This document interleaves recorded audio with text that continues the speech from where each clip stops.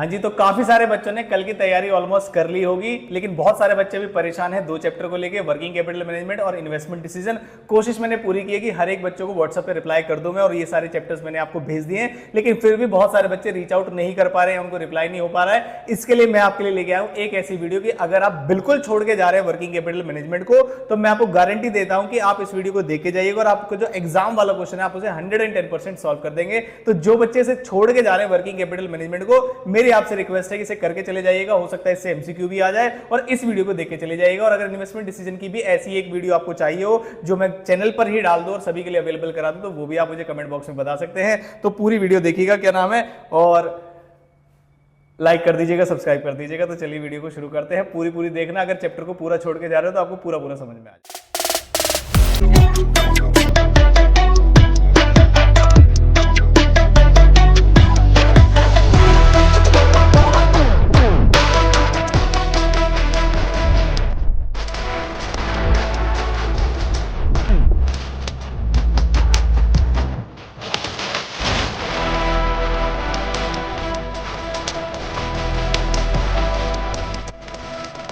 है ना, ऊपर होते तो कोई दिक्कत ही नहीं थी। चलो ठीक है। चैप्टर नंबर है 9 और चैप्टर का नाम क्या है, वर्किंग कैपिटल। खास बात क्या है, गुड मॉर्निंग, अरे तुम पहले गुड मॉर्निंग बोलो। खास बात क्या है इस चैप्टर की कि इसके अंदर कैश मैनेजमेंट भी है, इसके अंदर डेटर्स मैनेजमेंट भी है, इसके अंदर इन्वेंट्री मैनेजमेंट भी है, और इसके अंदर क्रेडिटर वाला मैनेजमेंट भी है। ऑलमोस्ट सारे मैनेजमेंट हम कर चुके हैं, कैश वाला भी, डेटर्स वाला भी। कौन सा मैनेजमेंट बताया है, मेन वाला, कौन सा, वर्किंग कैपिटल मैनेजमेंट। आगे बात समझ में, अलग अलग कैटेगरी के क्वेश्चन आते हैं इसके अंदर, जिसकी नॉलेज आपको होना जरूरी है, जो आप आज रिवाइज करके आए होंगे, ऐसा मैं मान के चल रहा हूँ। सही मान के चल रहा हूँ या गलत मान के चल रहा हूँ? सही, ठीक है। वर्किंग कैपिटल का जो कंसेप्ट है उसमें फॉर्मूला होता है, बताइए क्या फॉर्मूला होता है, current assets minus current liabilities. ये कैसे बनाए फॉर्मूला, समझाओ मुझे। वर्किंग कैपिटल का मतलब क्या है, मेरा पैसा आ रहा है या मेरा पैसा लगेगा? मेरा पैसा लगेगा। अब करंट असेट्स में पैसा लगता है या आता है? लगता है। इसलिए इन्वेस्टमेंट इन करंट असेट्स पहले रखा गया कि स्टॉक में कितना पैसा लगेगा, डेटर्स में कितना पैसा फंस जाएगा, डब्ल्यूआईपी में कितना पैसा फंस जाएगा, फिनिश गुड्स में कितना पैसा लगेगा। उन सभी पैसों का हिसाब किताब कर लेते हैं कि भाई साहब करंट असेट्स में इतना पैसा लगना है। मान लीजिए 12 लाख रुपए करंट असेट्स में लगेंगे, फिर उसे माइनस करते हैं करंट लायबिलिटीज। क्यों? कि एज अ बिजनेसमैन मैं 12 लाख अरेंज करने निकला, लेकिन मैंने क्या सोचा कि भाई साहब मेरे पास तो क्रेडिटर्स भी हैं। क्रेडिटर्स का मतलब क्या है कि 4 लाख रुपए जो मुझे उसके देने हैं, लेकिन अभी दूंगा नहीं, 3 महीने बाद दूंगा, उसने दिया वो मुझे क्रेडिट अलाउ करके। तो जो मैं 12 लाख लेके निकला था लेने के लिए, उसमें से मैं 3 लाख या 4 लाख माइनस कर दूंगा, तो क्या नेट जो है मेरी वर्किंग कैपिटल रिक्वायरमेंट बनेगी। इसी को बोलते हैं वर्किंग कैपिटल रिक्वायरमेंट। जब आप फॉर्मूला पूरा फॉर्मेट समझाऊंगा भी, current assets minus current liability, logic ये है उसके पीछे का कि कितने पैसे असेट्स में लगेंगे और कितने पैसे लायबिलिटीज से हमारे जनरेट हो जाएंगे, उसमें से माइनस कर दीजिए, तो नेट अमाउंट है वो हम मार्केट में रेज करने जाएंगे वर्किंग कैपिटल के नाम। क्या ये बात समझ में? अब इसमें कितनी कैटेगरी के क्वेश्चन आते हैं जरा ध्यान से समझिएगा।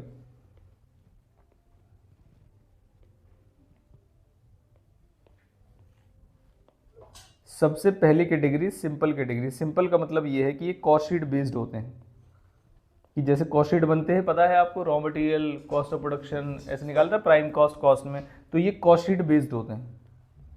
ये क्वेश्चन करने में आपको कोई भी परेशानी नहीं आएगी। दूसरी कैटेगरी के क्वेश्चन होते हैं जिसमें आपसे बोला जाता है ऑपरेटिंग साइकिल और नंबर ऑफ ऑपरेटिंग साइकिल निकालिए, और उसके बाद उसी के बेस पे वर्किंग कैपिटल निकालिए। वो भी इसी स्टडी मटेरियल में उसके क्वेश्चन दिए हुए हैं, ठीक है। जो तीसरी कैटेगरी आती है वो आती है थोड़ी सी अदर्स वाली, या मैं बोल दूं थोड़ी सी ट्रिकी कैटेगरी है वो। उसमें WIP के कंसेप्ट पूछे जाएंगे विद यूनिट्स। तो 3 कैटेगरी में इस क्वेश्चन को अगर आप पढ़ लेंगे तो आपको इस चैप्टर में कुछ भी दिक्कतें नहीं आएंगी। 2 कैटेगरी आज हम कवर कर लेंगे, कौन कौन सी, एक सिंपल कॉस्ट शीट बेस्ड वाली और दूसरी ऑपरेटिंग साइकिल वाली। ट्रिकी क्वेश्चन में सिर्फ 2 ही क्वेश्चन है, वो ऑलरेडी रिकॉर्ड किए हुए, वो आपको मिल जाएगा। इसका मतलब ये आज ही खत्म हो जाएगा चैप्टर। जो ट्रिकी क्वेश्चन है उसका सॉल्यूशन मैंने ऑलरेडी रिकॉर्ड कर दिया। आप देखिएगा कि अगर एग्जाम में ये क्वेश्चन आ जाए तो उसका ये सॉल्यूशन होगा, बाकी ये सब कंसेप्ट बेस्ड है। समझ में आता है? अब देखो कुछ बातें समझा देता हूँ इस चैप्टर को पढ़ने से पहले। सबसे पहली चीज आपको चैप्टर में क्या करना चाहिए, अगर क्वेश्चन आता है तो सबसे पहले क्या बना लीजिए आप, कॉस्ट शीट। कॉस्ट शीट से आपको समझ में आ जाएगा। अब जब इस चैप्टर को पढ़ते हैं तो उसमें हम एक वो बनाते हैं स्टेटमेंट, तो पहले तो हम कॉस्ट शीट बना लेंगे, उस पर भी डिस्कशन नहीं कर रहा हूँ, ये अज्यूम करते हो कि आपको आती। सही अज्यूम कर रहा हूँ, गलत अज्यूम कर रहा हूँ? कि छोटी कॉस्ट शीट भी होती है, बड़ी कॉस्ट शीट भी होती है, ओपनिंग क्लोजिंग बैलेंसेस होते हैं, उसमें कोई दिक्कत वाली बात नहीं है। जो स्टेप 2 है उसमें कहते हैं कि आप इसमें स्टेटमेंट बना के छोड़ दीजिए। स्टेटमेंट क्या है जरा ध्यान से देखिएगा। सबसे पहले लिखूंगा मैं करंट असेट्स, और इस करंट असेट्स में से माइनस कर दूंगा क्या, करंट लायबिलिटीज। तो क्या निकल के आ जाएगा, वर्किंग कैपिटल, जिसमें सबसे पहले क्या लिखूं बताओ, सबसे पहले क्या लिखते हैं, स्टॉक ऑफ रॉ मटेरियल। अब स्टॉक ऑफ रॉ मटेरियल लिखने से पहले आप बताओगे इसका फॉर्मूला क्या होता है, यहीं पे डिस्कस कर लेते हैं। आपने एक कॉस्ट शीट बनाई, जैसे मैं नीचे एक छोटी सी कॉस्ट शीट बना देता हूँ। कॉस्ट शीट कैसे बनती है, मैंने लिखा रॉ मटेरियल, कंज्यूम, उसके बाद ये डायरेक्ट रॉ मटेरियल था, उसके बाद डायरेक्ट वेजेस, उसके बाद और भी कोई डायरेक्ट एक्सपेंस अगर हैं तो वो क्या निकल के आती है, इसके बाद प्राइम कॉस्ट। फिर उसके बाद क्या होता है, फैक्ट्री ओवरहेड्स। फिर उसके बाद क्या निकल के आएगी, फैक्ट्री कॉस्ट, या फिर इसका दूसरा नाम क्या होता है, वर्क्स कॉस्ट। ओवरहेड और कॉस्ट में क्या फर्क होता है ये बताइए।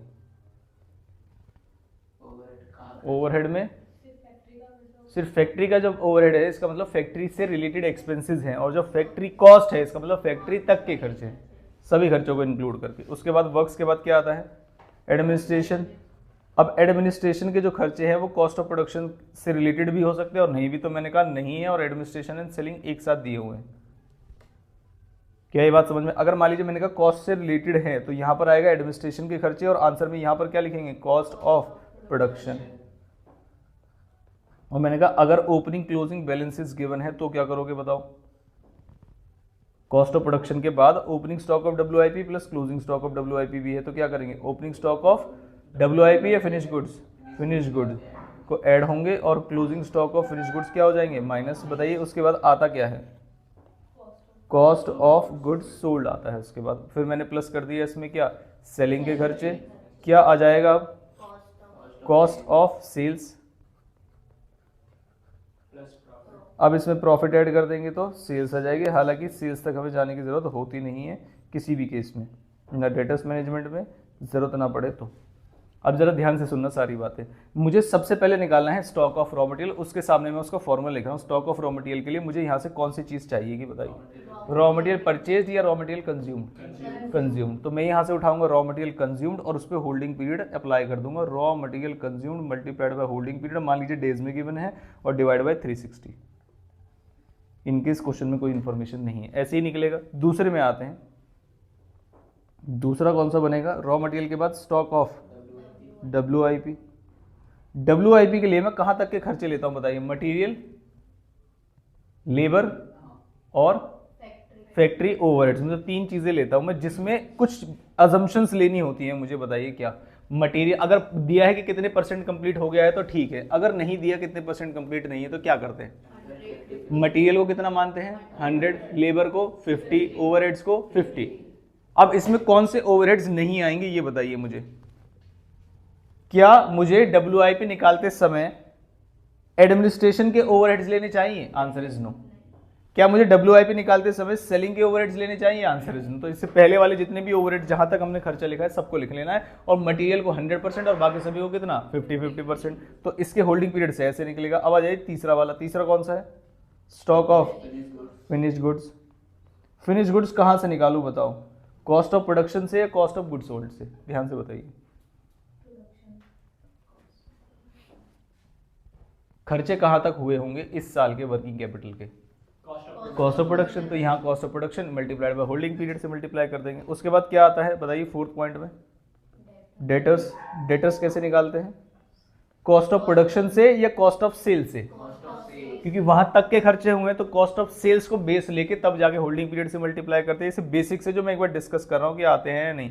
उसके बाद नेक्स्ट आएगा कोई भी एडवांस एक्सपेंडिचर अगर आपने किया है, यानी प्रीपेड जिसको बोलते हैं, कोई भी प्रीपेड एक्सपेंडिचर अगर आपने किया है तो वो भी यहीं पर आता है। पता है आपको, असेट हो जाती है आपकी करंट असेट। और लास्ट में अगर आपका कोई cash balance in case question में गिवन है तो इसी तरीके से करते हैं। उसके बाद जब ये टोटल हो जाएगा तो इसको क्या बोलेंगे बताइए, टोटल करंट असेट्स। लाइबिलिटीज में ज्यादा दिक्कत आएगी नहीं आपको। उसमें कौन कौन सी चीजें माइनस करते हैं जरा जल्दी से बताइए। सबसे पहले क्या होता है लाइबिलिटीज में, क्रेडिटर्स। क्रेडिटर्स में और रॉ मटेरियल के होल्डिंग पीरियड में क्या डिफरेंस होता है? इसमें रॉ मटेरियल क्या लेते हैं? परचेज। और कौन सी purchase? Credit purchase. Credit purchase को मल्टीप्लाई करते हैं किससे? होल्डिंग पीरियड से, तब ये निकल के आता है। ये क्रेडिटर्स वाला हो गया, ठीक है। उसके बाद अगर किसी खर्चे का मान लीजिए होल्डिंग पीरियड नहीं गिवन है, इसका क्या मतलब होता है?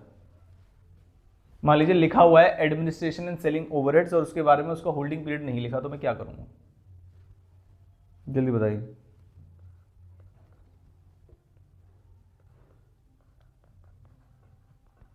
डाउट आ गया ना? वेजेस में लिखा है 1 मंथ, फैक्ट्री ओवरहेड्स में लिखा है 2 मंथ्स, और बाकी के बारे में कुछ नहीं लिखा, तो क्या करेंगे? बताओ।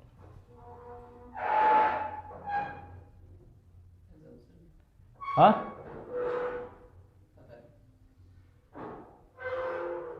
बताओ बताओ। एक होता है ना चैप्टर को पढ़ना, एक होता है चैप्टर को रटना। तो बताओ जरा, समझाओ मुझे कैसे पढ़ा हुआ है आपने। नहीं रटना क्या है नालायक? किसी खर्चे का होल्डिंग पीरियड नहीं गिवन है तो मैं क्या करूंगा? उसे मान लूंगा कुछ, या लिखूंगा ही नहीं, या क्या चक्कर होगा?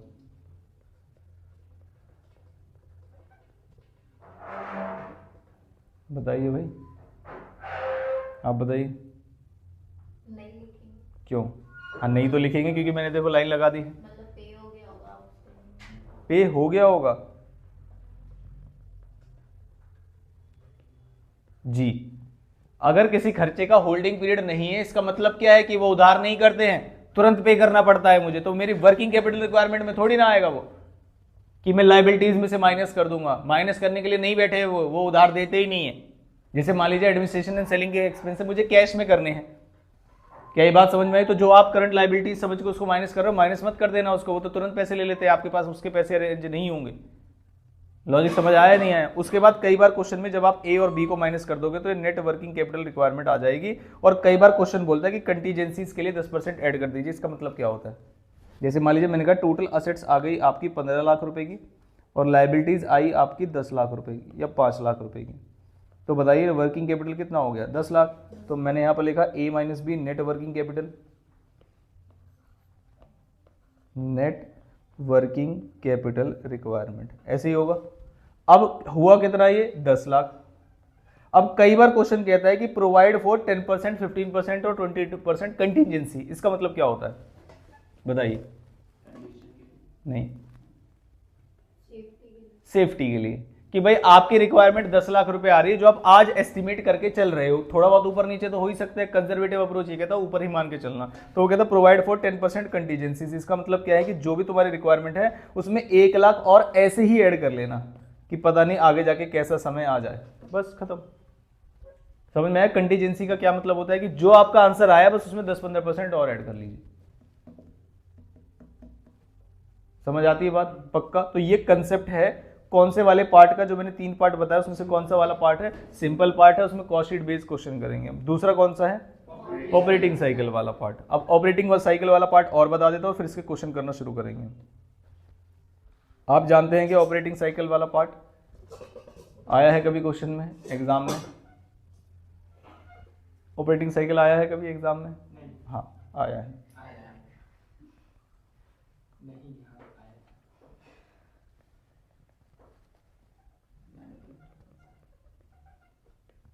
क्या होता है ऑपरेटिंग साइकिल, जरा ध्यान से समझिएगा, और किस तरीके से हम होल्डिंग पीरियड्स भी निकाल सकते हैं, दोनों ही कंसेप्ट से देखिए।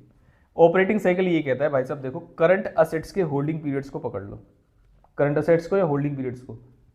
होल्डिंग पीरियड्स को। जैसे ना स्टॉक का इतना है, फिनिश गुड्स का इतना है, डेटर्स का, उसने कहा होल्डिंग पीरियड पकड़ो। तो करंट असेट्स के होल्डिंग पीरियड्स एचपी को पकड़ लीजिए और उसमें से माइनस कर दीजिए करंट लाइबिलिटीज के होल्डिंग पीरियड। जब आप इस तरीके से माइनस कर देंगे तो आपके पास आ जाएगा ऑपरेटिंग साइकिल।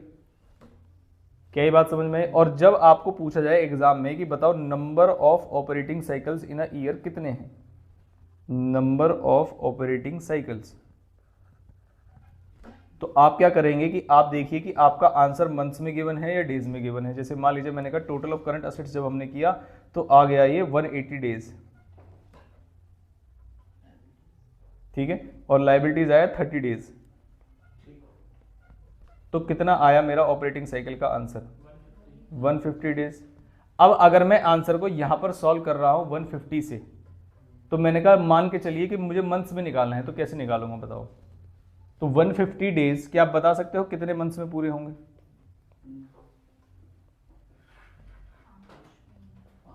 5 महीने में। तो मैं क्या करूंगा, यहाँ पर 12 महीने ऊपर रखूंगा और 5 महीने नीचे रख लूंगा, तो नंबर ऑफ ऑपरेटिंग साइकिल मतलब कितने आएंगे वो पता चल जाएगा। बताइए 2.4। क्या इसमें कोई बहुत ज़्यादा दिमाग लगाने की ज़रूरत है? इसे लेकिन समझने की ज़रूरत है कि ये क्या चीज़ है। जब आपने ऑपरेटिंग साइकिल निकाला सभी का प्लस माइनस करके, तो मान लीजिए पूरे 1 साल का पीरियड दिया हुआ है, उसमें आपने आंसर निकाला, मान के चलिएगा 120 डेज, ऐसा मान के चलिए 120 डेज। इसका मतलब ऑपरेटिंग साइकिल ये कहता है कि 120 डेज के बाद आपके पास पैसे आ जाएंगे। तो ऐसे 120 डेज अगर साल में 360 डेज है तो कितने आएंगे? कितनी बार नंबर ऑफ ऑपरेटिंग साइकिल होगा बताइए? मैंने कहा एक चक्कर लगता है 120 दिन बाद, तो बताओ साल में कितने चक्कर लगेंगे? 3।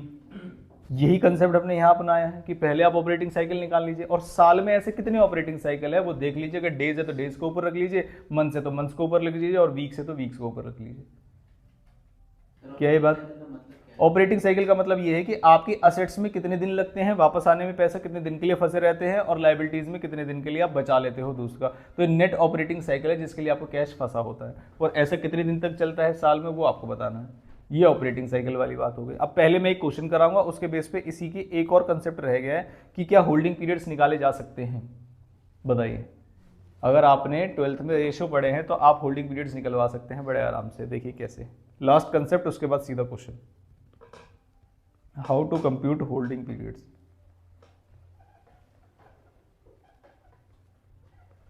किस किस के होल्डिंग पीरियड की हमें जरूरत पड़ती है, जल्दी से बताइए। अरे नालायको, करंट एसेट्स में बताओ किसके होल्डिंग पीरियड की जरूरत पड़ेगी? रॉ मटेरियल की। तो आपको रॉ मटेरियल के होल्डिंग पीरियड की जरूरत है पहले पॉइंट में, रॉ मटेरियल के। तो आप रॉ मटेरियल के होल्डिंग पीरियड के लिए वो कहते हैं, पहले लिखो average stock of raw material. फॉर्मूले कैसे डिराइव होते हैं ये समझ लेना। Average stock of raw material, और डिवाइड करना है आपको कि रॉ मटेरियल की ऑन एन एवरेज कंजम्पशन कितनी होती है, on an average consumption per day. इससे रॉ मटेरियल का होल्डिंग पीरियड निकलता है। बताता हूं कैसे, जरा ध्यान से देखिए। मैंने कहा मुझे रॉ मटेरियल चाहिए 40,000 kg, जो स्टॉक है मेरे पास वो कितने का है? 40,000 kg। अब 40,000 kg का मेरे पास स्टॉक है और एक दिन की जो कंजम्पशन है वो 1,000 रुपए है। तो बताओ कि रॉ मटेरियल का होल्डिंग पीरियड कितना है? कैसे पता चला बताओ?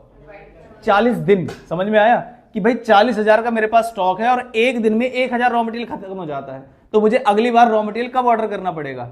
40 दिन बाद। यही तो हुआ रॉ मटेरियल का होल्डिंग पीरियड।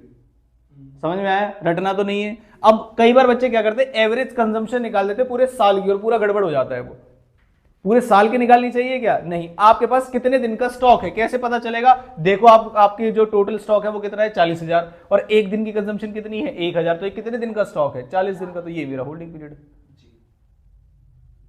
क्या ये बात समझ में आई? पक्का। उसके बाद दूसरा आ जाते हैं, बताओ रॉ मटेरियल के बाद क्या आता है? WIP। इसमें भी सबसे पहले ऊपर क्या लिखेंगे बताओ? Average stock of WIP। नीचे क्या लिखेंगे बताओ? WIP कहां तक होता है?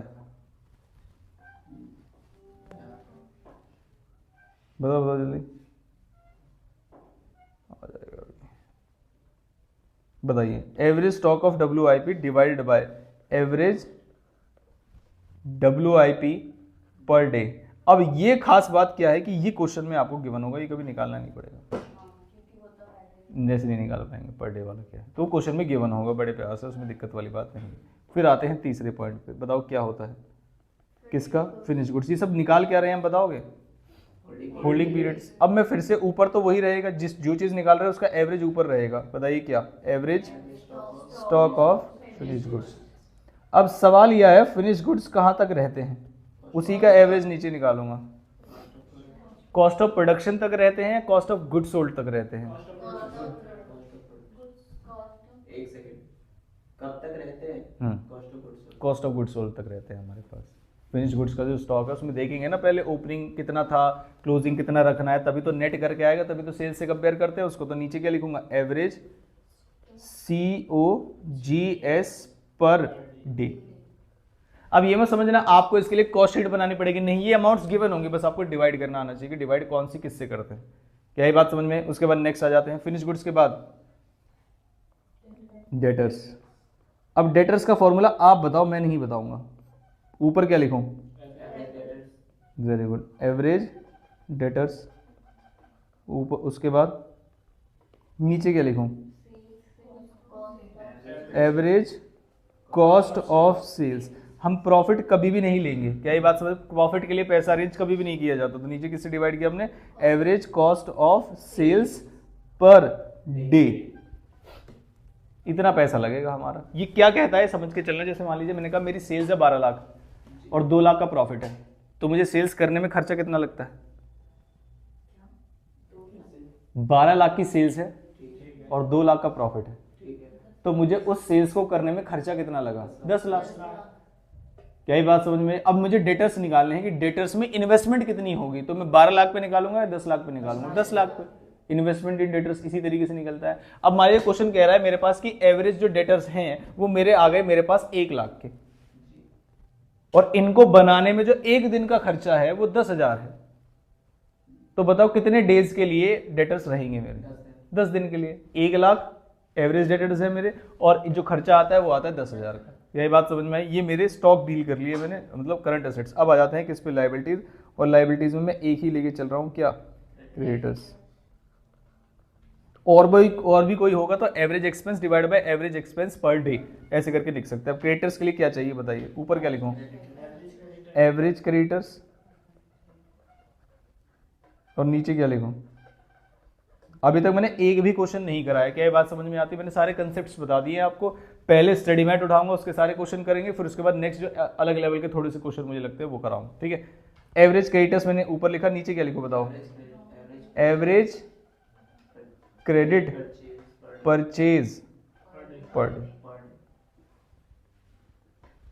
और इतने कंसेप्ट्स के साथ अब हम अपने स्टडी मैट के क्वेश्चन कर सकते हैं। देखो कहाँ से क्वेश्चन करने हैं आज हमें। एक तो इस स्टडी मैट के क्वेश्चन करेंगे हम, पहली चीज। फिर दूसरी चीज जो मेन बुक PDF है उसके क्वेश्चन, रिविजनरी के क्वेश्चन, इन सबको मिला के हम बस 2 ही कैटेगरी कर पाएंगे, सिंपल वाली और ऑपरेटिंग साइकिल। फिर 2 वीडियोस आपको मिलेंगी, वो सॉल्यूशन वाली होंगी। और आज ही वर्किंग कैपिटल खत्म करना है आपको, ये टारगेट है। क्या ये बात समझ में आती है? टारगेट वाइज चलेंगे तो ज़्यादा बढ़िया रहेगा। और दूसरी चीज़, जितनी ज़्यादा बार आप किसी चैप्टर को रिवाइज करके टेस्ट देंगे, उससे आपके एग्जाम में गलत होने के चांसेस कम होंगे। रादर देन आराम से करें और 1-2 टेस्ट दे के ही पेपर में पहुंच जाएं, उससे अच्छा है कि वैरायटी सारी कवर करिए, आप बार टेस्ट दीजिए ताकि गलती को आप मिनिमाइज कर सकें। आती है बात समझ में? तो टेस्ट से कभी बचे ना। टेस्ट में हमारी भी तो मेहनत होती है, चेक भी करना पड़ता है, क्लास से ज़्यादा टाइम लगता है। क्या ये बात समझ में? तो थोड़ा सा ध्यान लगाइएगा टेस्ट पे। और टेस्ट अब नहीं छूटना चाहिए भाई कोई भी, ठीक है। जैसे जैसे क्लास चल रही है वैसे ही चलेंगे। आ गए हम यहाँ से इलस्ट्रेशन 1 से चलेंगे। और आप सभी ने इलस्ट्रेशन और प्रैक्टिकल किए होंगे स्टडी मैट के, मैं ऐसा अज्यूम करके चलूँ क्या? खुशबू जी कह रहे हैं ऐसा अज्यूम तो कर सकते हो, अज्यूम करने में क्या है? Very good. इसका मतलब सारे इलस्ट्रेशन में मुझे जहां डाउट आएगा मैंने बच्चों से पूछ सकता हूं, कोई दिक्कत तो नहीं है उसमें। अरे नाला किए हैं तो इसका मतलब पूछ सकते हैं ना। ये क्या मन में करके बैठे हो क्या? इसी बात पे इलस्ट्रेशन 1 बताओगे आप कि इलस्ट्रेशन 1 कौन सी कैटेगरी की? 3 कैटेगरी बनाई थी ना मैंने, बताओ कौन सी कैटेगरी की? क्वेश्चन पढ़ लो आराम से। हाँ भैया रुक जाओगे तो शुरू हुई है क्लास, अभी से हिंट देने लगे तुम।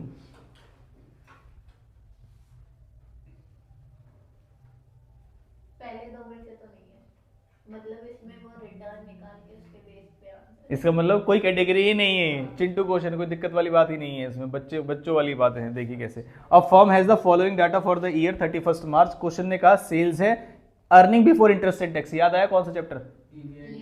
लिवरेज और EBIT EPS एनालिसिस। और फिक्स एसेट्स है मेरे पास, ठीक है। The 3 possible current assets holding of the firm, यानी करंट एसेट या तो 5 लाख हो सकती है, या 4 लाख हो सकती है, या फिर 3 लाख हो सकती है। It is assumed that fix cost level is constant, ठीक है। Fix assets level and the profits do not very with current assets level, profit भी सेम रहेगा, यानी कि आपकी फिक्स असेट्स भी हर सिचुएशन में सेम रहेंगी चाहे करंट असेट्स कितने भी हो, और ईबीआईटी भी सेम रहेगा चाहे करंट असेट्स कितने की हो। आपसे कह रहे हैं analyse the effect of 3 alternative current assets policies. अब देखो, जब एग्जाम में पहली बार मान लीजिए आया होगा तो समझ में नहीं आया होगा कौन से चैप्टर से, पहली चीज तो ये है, कोई भी चैप्टर का कुछ इंपैक्ट नहीं लिखा। और जब भी मान लीजिए मई में भी कोई ऐसा क्वेश्चन आ जाए कि जो आपको पता नहीं चल रहा कौन से चैप्टर से, तो उसका एक ही तरीका है कि आप उसकी इंफॉर्मेशन को लिखिए बस। कितनी पॉलिसी है मेरे पास? ABC 3 पॉलिसी है मेरे पास। जो जो इन्फॉर्मेशन है तीनों लेवल पर ईबीआईटी कितना है बताइए?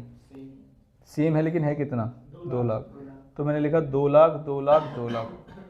फिर मैंने कहा तीनों लेवल पर एक चीज और सेम है, क्या? फिक्स एसेट्स, कॉस्ट नहीं है गधे, एसेट्स है 5 लाख की। ये कौन से लेवल पर है? तीनों लेवल पर। एक ही चेंज अलग है, कौन सा? करंट एसेट्स का, वो डिफरेंट हो सकता है। कितने कितना लेवल है? 5, 4 और 3। 5 लाख, 4 लाख और 3 लाख। और कुछ है मेरे पास? हाँ, और मेरे पास क्या है? सेल्स है, कितने की? 20 लाख की। वो ईबीआईटी से पहले ही लिखने वाली बात है। तो बताओ मेरे पास टोटल असेट्स कितनी है?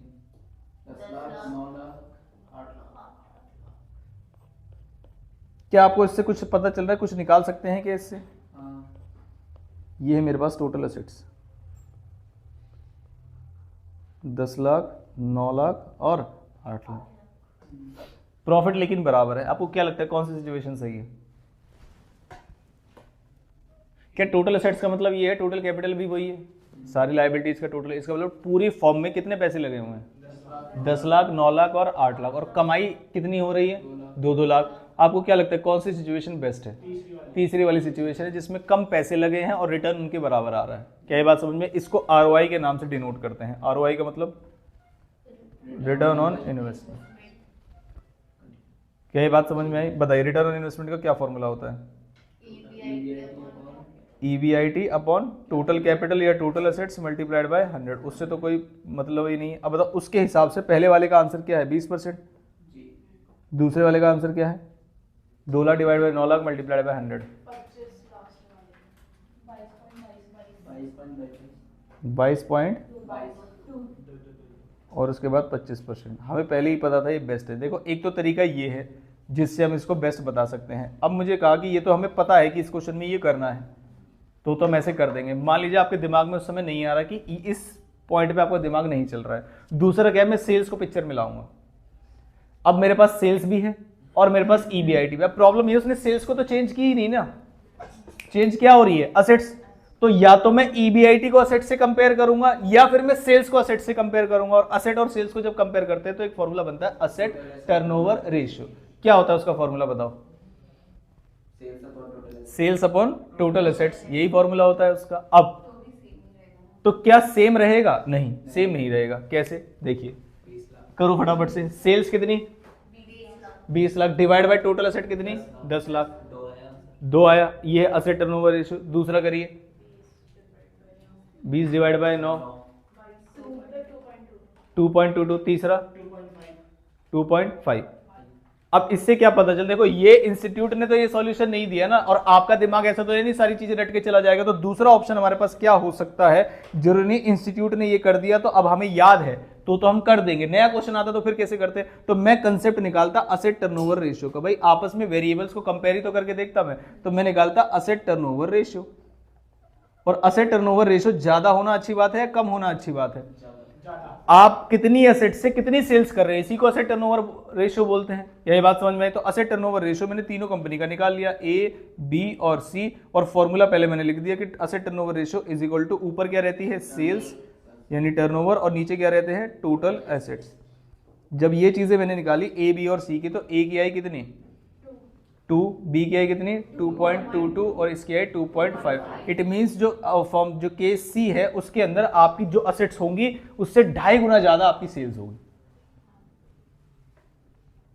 क्या ये बात समझ में आती है? तो कभी भी कैसा भी क्वेश्चन आए आप पहले उसके वेरिएबल्स को लिख लीजिए। और एफएम में ऐसा पॉसिबल है कि कुछ चैप्टर्स को मिक्स करके वो क्वेश्चन पूछते हैं, आपको पता ही होगा। उस केस में अगर हम समझ नहीं पा रहे कि इसमें निकालना क्या है, तो वेरिएबल को आपस में भिड़ाना सीखिए कि इनके किसके कंपैरिजन से क्या आ सकता है। तो दोनों ही की बेस पे अगर आप क्वेश्चन सॉल्व करेंगे तो आपके दोनों ही केस में क्वेश्चन सही रहेगा, क्योंकि आपसे पूछा गया है कि आप एनालाइज करिए इफेक्ट 3 ऑल्टरनेटिव्स का। तो असेट्स का सेल्स पे क्या इफेक्ट आ रहा है, तो वो भी हम आंसर दे सकते हैं और इससे भी दोनों ही आंसर सही। क्या ये बात समझ आती है? दूसरा, अगर इस क्वेश्चन में पूछा जाता कि analyze the impact of 3 policy या 3 assets current assets level on EBIT, पहले आप बता देंगे कि ईबीआईटी लेवल या आरओआई लेवल पे तो निकाल देंगे, फिर वो पूछेगा is there any other method to check the viability या check the feasibility of 3 situations, क्या कोई और भी तरीका है? तो उसने आरओआई तो आपसे पूछ लेगा, दूसरा आपसे बताएगा कि क्या कोई और भी तरीका है, वहां बच्चा बी वाला पार्ट छोड़ के आ जाएगा। समझ में आती है बात? ये नहीं कि अब देखो इसके सॉल्यूशन में कौन से मेथड से किया हुआ है, एक तो आरओआई से किया हुआ है, दूसरा किससे किया हुआ है, करंट एसेट्स और फिक्स एसेट्स, जो कि कोई रेशियो ही नहीं होता है, तो खराब ऐसे ही लिखा हुआ है। कभी बड़ा करंट एसेट करंट रेशियो में क्या होता है, current assets upon current liability, तो ये तो खैर खराब चीज है। तो एक तरीका तो उन्होंने बता दिया, दूसरा तरीका क्या था हमारे पास, वो मैंने आपको बता दिया, असेट टर्नओवर रेशियो, उससे भी क्वेश्चन सॉल्व हो सकता है और उसका कहीं जिक्र नहीं है यहाँ पर। समझ में आती है बात? ये था हमारा इलस्ट्रेशन नंबर फर्स्ट। अब आते हैं इलस्ट्रेशन नंबर सेकंड से, ये रहा। From the following information you are required क्या to calculate number of operating cycle, net operating cycle, net का मतलब क्या है, असेट्स माइनस लायबिलिटीज करके, और उसके बाद number of operating cycle in a year. अब मैं देख रहा हूं कि मुझे जब ऐसा निकालना है तो मुझे डेज की जरूरत पड़ेगी, तो कुछ डेज तो इसने निकाल के दिए हुए हैं, हालांकि ये तो number of days in a year है, इससे तो कोई दिक्कत नहीं। तो डेटर और क्रेडिटर मुझे मिल चुके हैं। अब मुझे क्या क्या चाहिए, raw material, WIP, finish goods, कम से कम इतना तो चाहिए। अब मैं देखता हूं कि क्या मुझे इनके लिए इंफॉर्मेशन है, raw material inventory consumed during the year और average stock of raw material, तो क्या मैं इन दोनों को कंपेयर करके रॉ मटेरियल का होल्डिंग पीरियड निकाल सकता हूं? यस। कैसे निकालूंगा जरा ध्यान से देखिएगा। 6 लाख एक दिन का है या 6 लाख पूरे साल का है? पूरे साल का। और साल में कितने दिन? 360। तो पहले मुझे कंजम्पशन पर डे निकालनी पड़ेगी, तो जरा इसको मैं डिवाइड करूं, डिवाइड बाय 360, तो कितना आ जाएगा?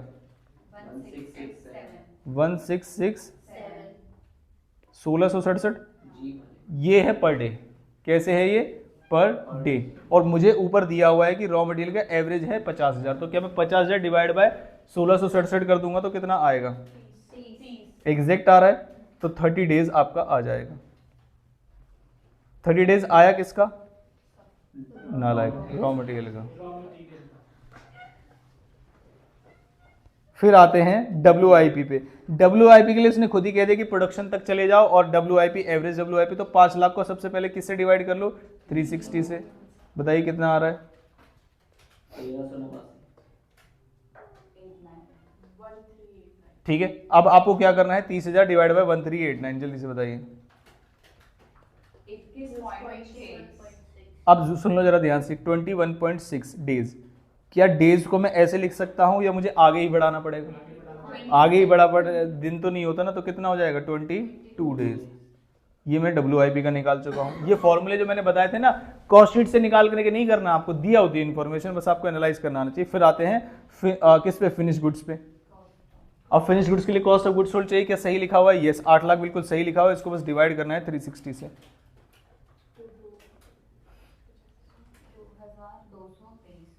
2222 ऐसा मान के चलिए।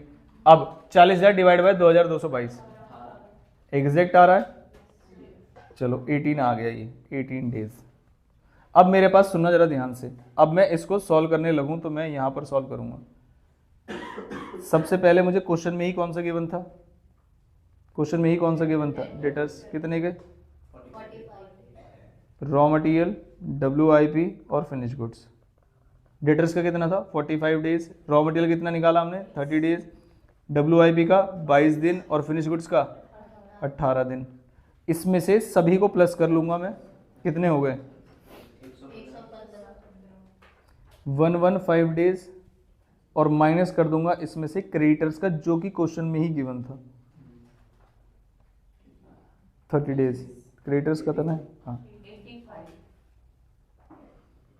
तो मेरे नेट ऑपरेटिंग साइकिल निकल के आ जाएगा NOC। कितने डेज आ गया? 85। ये ए रिक्वायरमेंट का आंसर है उसका कि compute the net operating cycle. दूसरी रिक्वायरमेंट क्या है? Number of operating cycle in a year. क्या लगता है आपको, मंथ्स के बेस पे निकालूं या डेज के बेस पे निकालूं? डेज के बेस पे। अब डेज के बेस पे आएंगे तो ऊपर क्या चला जाएगा? 360 डिवाइड बाय 85, 4.24। अब बताइए क्या इसको भी मैं अप्रोक्स करके आगे लिख दूं या ये डेज नहीं है? ये डेज नहीं है तो इसको हम एज इट इज छोड़ सकते हैं। यही बात समझ में? इसकी दोनों रिक्वायरमेंट हमने पूरी कर ली है। और 85 बंद कर लो इसको, और 4.23 हमारा कितना आ रहा? चलो इतना चल जाएगा। समझ में आई? ये सेकेंड इलस्ट्रेशन थी आपकी। नेक्स्ट क्वेश्चन पे आए। यहां से अब कैटेगरी 1 के क्वेश्चन शुरू होते हैं। कॉशीट बनाएंगे और इसमें से निकालेंगे। क्या आपने क्वेश्चन किए हुए हैं? आते हैं? लास्ट कब किए थे? बहुत बढ़िया, इतनी ही दूर चाहिए मुझे, और कोई दिक्कत वाली बात नहीं। तो जब मैं बोलता हूँ कि चैप्टर को रिवाइज करके आना, तो तुम क्या करते हो? फॉर्मूले पढ़ के आते हो? हैं? वीडियो देख के आ जाते हैं? वही सब पढ़ के आए हो, इसका मतलब ये इलस्ट्रेशन तो सॉल्व हो जाएगी, ये तो कोई दिक्कत वाली बात नहीं है। बहुत बढ़िया, आखिर इस क्वेश्चन को सॉल्व कराए। हाँ, on 1st January the managing director of Noreen Limited wishes to know the amount of working capital that will be required during the year from the following information, prepare the working capital requirement। ठीक है, आगे पढ़ते हैं। नहीं पढ़ रहा, आप करवाओ इस क्वेश्चन को, आ जाओ जरा फटाफट से। वीडियो तो सब देख के आए ना, तो वो तो मना कर रहे हैं। मैं बता रही हूँ। चलो आकृति बताएगी, मैं सॉल्व करूंगा। चलो ऐसे कर लेते हैं, ठीक है ठीक। प्रोडक्शन ड्यूरिंग द ईयर कितनी है? 60,000 units. It is planned that this level of activity would be maintain during the year. इसका मतलब प्रोडक्शन 60,000 पे ही रहेगी। The expected ratio of cost to selling price as raw material, वो कितना दिया हुआ है? 60, 10 और 20। इसका मतलब मेरी कॉस्ट खत्म हो जाएगी 90% पे, तो प्रॉफिट कितना होगा? 10%। किस पे? कॉस्ट पे या सेल्स पे? कैसे पता चला?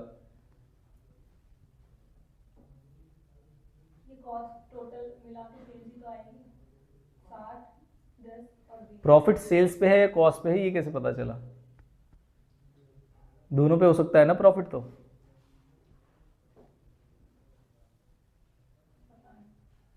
गधो, जब परसेंटेज ही सेल्स पे गिवन है तो सेल्स का ही होगा ना। जब सेल्स का 90% कॉस्ट है तो सेल्स का ही तो 10% प्रॉफिट होगा। अरे वो तो आप बेसिक प्लस माइनस बता रहे हो मुझे। रीजन क्या है? जिस चीज पे गिवन है उसी में से तो बचेगा। अब जब सेल्स पे गिवन है तो सेल्स में से तो बचेगा 10%। कॉस्ट में कहां से आ गया? यहां से यही बोला था तुमने। क्यों बताया था? बस क्यों ही पूछा था मैंने। माइनस तो सब कर देंगे इसमें क्या है? अच्छा, तुमने 100 में से 90 माइनस करके बताया। ओ हो।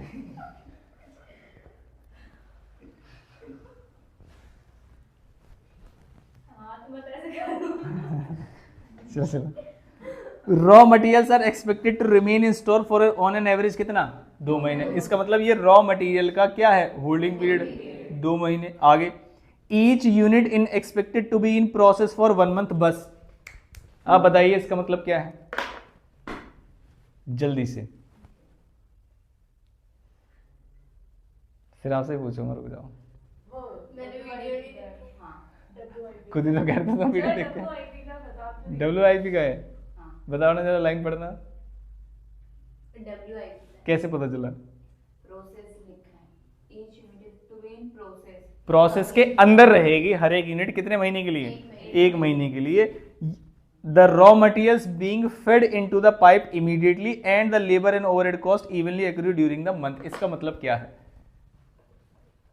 फेड का मतलब होता है खिलाना।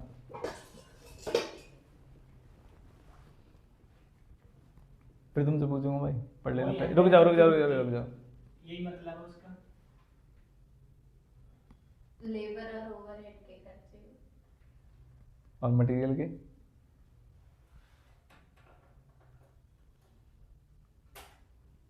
मटेरियल पूरा 100% कंप्लीट हो गया और लेबर और ओवरहेड के खर्चे भी, मतलब उस पर परसेंटेज अप्लाई हुआ। कितना? नहीं दिया तो 50%। 50-50 मान लेंगे। क्या ये बात समझ में आती है? कैसे पता चला कि मटेरियल तुरंत दे दिया है, उन्होंने खुद ही लिखा हुआ है कि मटेरियल को हम स्टार्टिंग में ही लगा देते हैं पाइपलाइन में। आ गई बात समझ में? ठीक है, तो ये 100-50-50 वाला केस है। चलिए, ये तो WIP वाला निकल गया।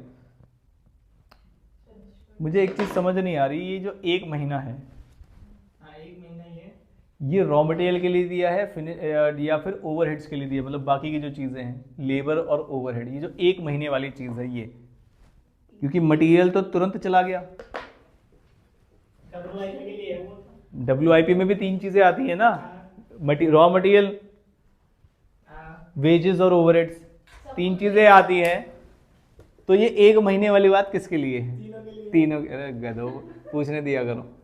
तीनों के लिए ही है। कई बार ये भी डाउट आता है हमें कि उसमें भी होल्डिंग पीरियड अलग लिख के आते हैं। जो मैंने आंसर शीट कुछ देखी, जो कुछ बच्चों ने दिखाई मुझे, उसमें रॉ मटेरियल का होल्डिंग पीरियड लिखा हुआ है, उसमें वेजेस का होल्डिंग पीरियड लिखा हुआ है, और ओवरहेड्स में ओवरहेड्स का होल्डिंग पीरियड लिखा हुआ है, और तब 100-50-50।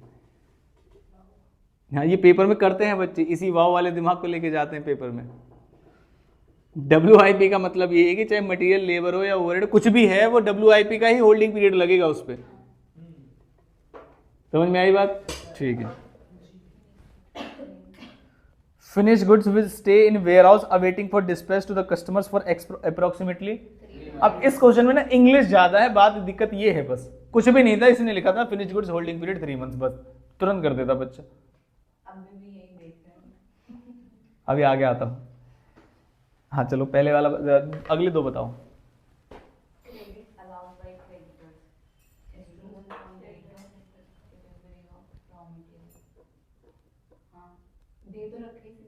क्या है ये? हाँ, तो एक है क्रेडिट अलाउड बाय क्रेडिटर, और एक हमने अलाउ किया है। तो इसका मतलब पहला वाला किसके लिए है? क्रेडिटर्स के लिए, और दूसरा वाला किसके लिए है? डेटर्स के लिए। सेलिंग प्राइस कितना है? 5 रुपये। There is regular production sale cycle, wages and overheads are paid 1 month of the previous month.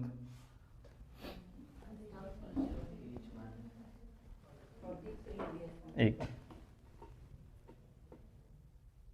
क्या इसका होल्डिंग पीरियड निकालूंगा या नहीं? सवाल ये है, बस आप बताएंगे और कोई नहीं बताएगा बीच में। नहीं निकालेंगे, निकालेंगे। अभी मैं सोच रहा हूँ। सोचिए।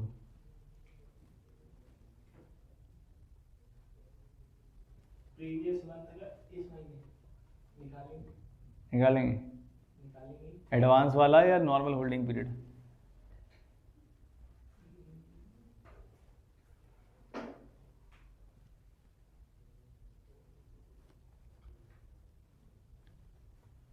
प्रीवियस मंथ पहले ये बताओ, पीछे वाला आगे वाला? ये देखो, ये मई में बोथ ग्रुप दे गए। पहले बताओ। प्रीवियस का मतलब क्या होता है? पहले। मतलब पीछे वाला निकालेंगे। कितने महीने? कितने का? 1 मंथ। 1 महीने। नहीं निकालेंगे, क्योंकि मैंने पूछा था निकालेंगे या नहीं निकालेंगे, तो दिमाग लगा लिया फिर। नहीं निकाले। क्यों नहीं निकालेंगे? पिछले महीने का इस महीने देंगे, तो इसका मतलब क्या है? 1 महीने होल्डिंग पीरियड। क्या रिवाइज करके आए हो बताओ। चैप्टर में? क्या रिवाइज करके?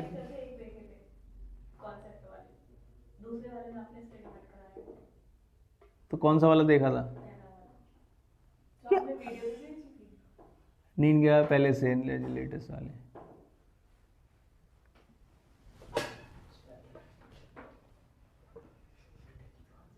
हाँ।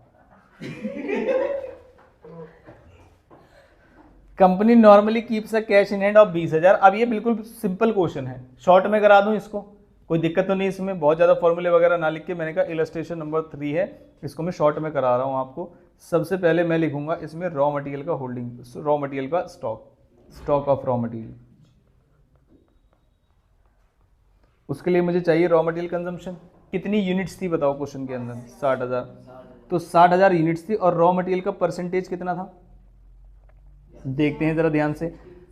सेलिंग प्राइस 5 रुपये है, और जिसमें से रॉ मटेरियल वगैरह, वेजेस वगैरह सब दिया है। रॉ मटेरियल, वेजेस और ओवरहेड्स। परसेंटेज गिवन था, कौन सा था? 60, 20 और 10। तो इसका मतलब रॉ मटेरियल 60% है, 60% का मतलब 3 रुपये, 20% का मतलब 1 रुपये, और 10% का मतलब 60, 20, 10 ही था ना? 60 10 20 उल्टा कर लेते हैं, वेजेस इधर जाएंगी,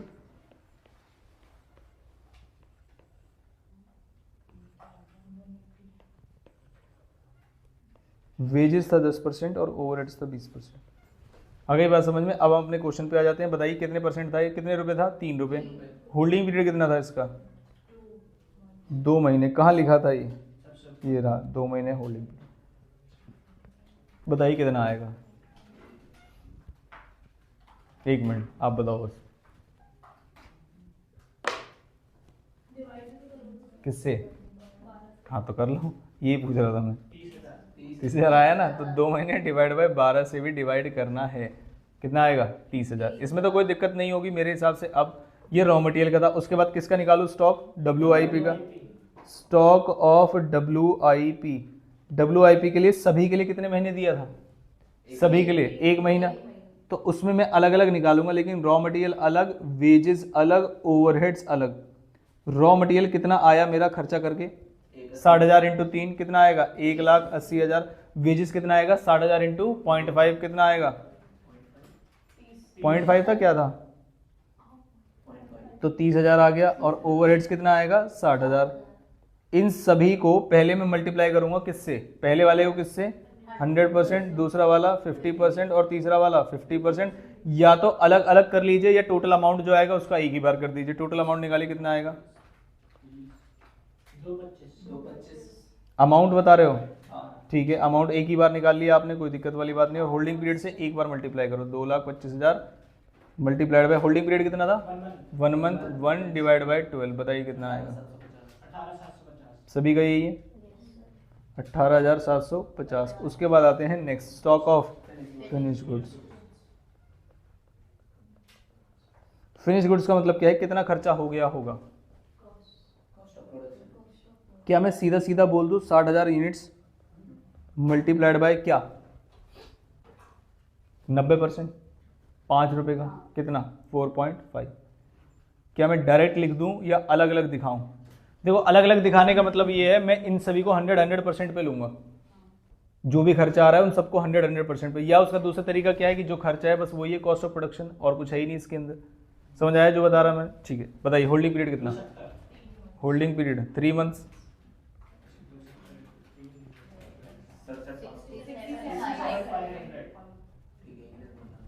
यहाँ तक कोई दिक्कत नहीं। उसके बाद स्टॉक ऑफ फिनिश गुड्स आ गए, उसके बाद निकालेंगे मुझे डेटर्स। डेटर्स के लिए भी क्या बात यही रहेगी, आंसर इज यस, क्योंकि इसमें चेंज नहीं है और कोई खर्चा नहीं गिवन है, सिंपल सी बात है।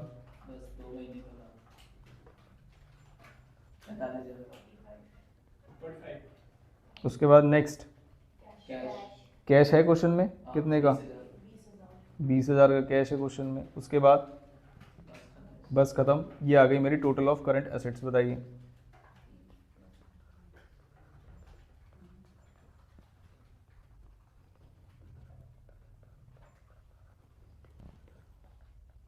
कितना, अरे नालायक,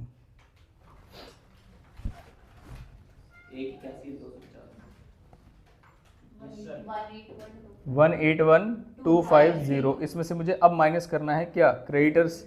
क्रेडिटर्स के अलावा और कुछ था क्या, हाँ गधे, 1 मंथ जो तुमने बताया था कि खर्चे प्रीवियस मंथ के अगले महीने में पे करते हैं। 60,000 मल्टीप्लाइड बाय कितना, 3 रुपए। ये रॉ मटेरियल का आ गया, यही क्रेडिट परचेज है, यही कंज्यूम्ड है, मल्टीप्लाई बाय क्रेडिटर्स का कितना था, 3 महीने, ठीक है।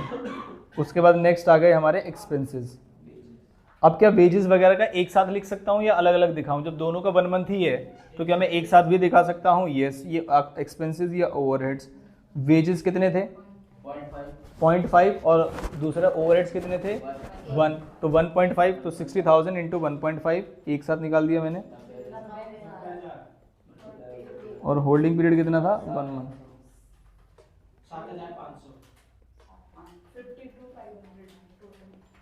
टोटल आ गया इसका करंट लाइबिलिटीज का,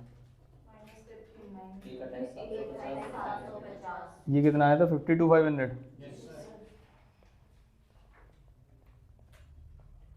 लेकिन मुझे ये आंसर गलत गलत सा क्यों लग रहा है,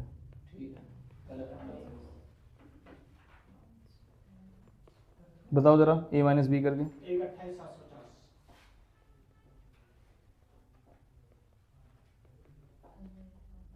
उनका कितना आ रहा है?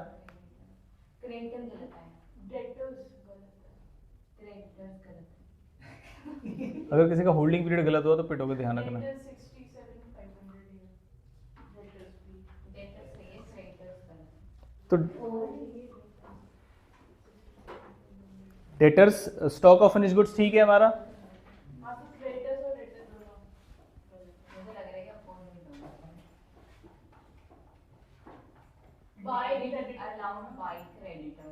हाँ तो वो 2 महीने हैं। 2 महीने क्रेडिटर्स के लिए है, हाँ डेटर्स का 3 महीने है, तो हमने क्या किया? डेटर्स का 2 महीने है। ये पॉइंट किसने बताया? मैंने आपने नहीं सही 67,500 डेटर्स।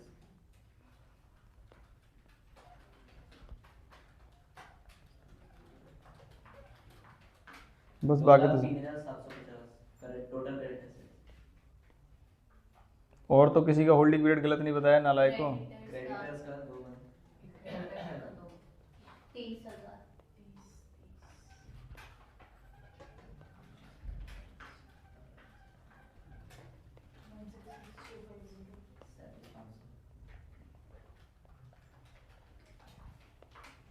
एक 66,250।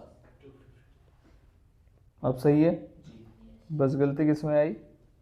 होल्डिंग पीरियड्स में। ये इलस्ट्रेशन नंबर 3 थी और इसी के बेस पे ऑलमोस्ट सभी क्वेश्चन कराए जाते हैं, इसी बेस के ऊपर। क्या ये बात समझ में आई? एक बस डेप्रिसिएशन वाला पॉइंट और आएगा आपका। ये इलस्ट्रेशन नंबर 3 खत्म कर दिया है हमने। इलस्ट्रेशन नंबर कौन से में आएगा ये चेक कर लेते हैं। जैसे कि इलस्ट्रेशन नंबर 4 देखो, simple computation of working capital आते थे 2018 में, मई 2018, नवंबर 2018। उनके अटेम्प्ट जब खोलोगे आपको तो सिंपल सिंपल क्वेश्चन मिलेंगे एस्टिमेशन ऑफ वर्किंग कैपिटल। लेकिन अब सिंपल सिंपल क्वेश्चन थोड़ी देंगे आपको, अब तो सदियों से चला आ रहा है ये एफएम। अब थोड़ा सा ट्रिकी क्वेश्चन देंगे, तो जो इनकी इलस्ट्रेशन है उसमें वेराइटी ही कवर्ड होती है। सिंपल क्वेश्चन से ज़्यादा इसमें वेराइटी देते हैं कि हर वेराइटी का ही क्वेश्चन आपको आना चाहिए, ठीक है। तो जैसे कि सेल्स है कितने महीने की क्रेडिट पे, इसका मतलब किसका दिया हुआ है? डेटर्स का या क्रेडिटर्स का? तो डेटर्स का होल्डिंग पीरियड मेरे पास गिवन है कितने महीने? 2 महीने। मटेरियल कंज्यूम दिया है, सप्लायर ने एक्सटेंड किया है कितने महीने का क्रेडिट? 2। तो ये किसके लिए दिया हुआ है? क्रेडिटर्स का, वो भी कितना है? 2 महीने। ये बात समझ में आई? आगे वेजेस 1 मंथ के लैग में है और अमाउंट देखो सामने गिवन है, इससे कोई दिक्कत वाली बात नहीं। कैश मैन्युफैक्चरिंग एक्सपेंसेस गिवन है, expenses are paid in 1 month arrear, इसका मतलब इसका भी होल्डिंग पीरियड गिवन है। कैश मैन्युफैक्चरिंग एक्सपेंस का क्या मतलब है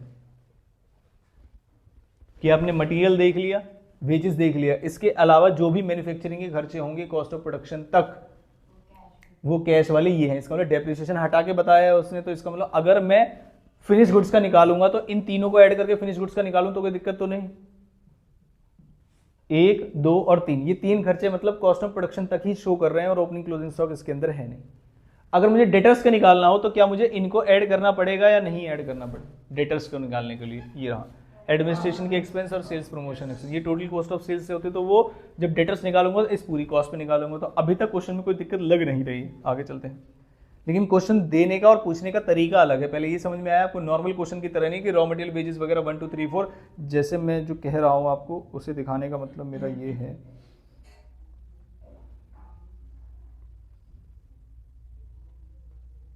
इस तरीके से जो क्वेश्चन गिवन होते थे, देख रहे हो आप, रॉ मटेरियल इतने रुपए का, इतने रुपए का, इन सभी के अंदर डेप्रिसिएशन है, डेप्रिसिएशन को हटा देते तो कैश प्रोडक्शन कॉस्ट वगैरह निकाल कर क्वेश्चन को सॉल्व करते थे।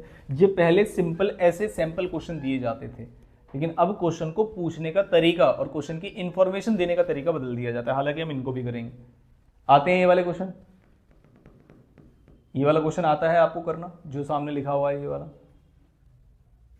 जैसे इसमें कॉस्ट शीट बनेगी छोटी वाली और सभी के होल्डिंग पीरियड्स गिवन है, तो क्या निकल सकता है ये वाला क्वेश्चन? पहले आते थे हालांकि ऐसे क्वेश्चन आसान आसान वाले, इसको भी एक बार देखेंगे, पता चले आसान ही नहीं हुआ सर, बाकी तो कर लिए थे। आगे हम कौन से क्वेश्चन पे आ गए? ये रहा। एडमिनिस्ट्रेशन एक्सपेंस के लिए भी निकालेंगे 1 month sales promotion expense paid quarterly in advance. इस इंफॉर्मेशन में और इस इंफॉर्मेशन में क्या फर्क है आप बताइए? दोनों खर्चे की इंफॉर्मेशन में क्या फर्क है?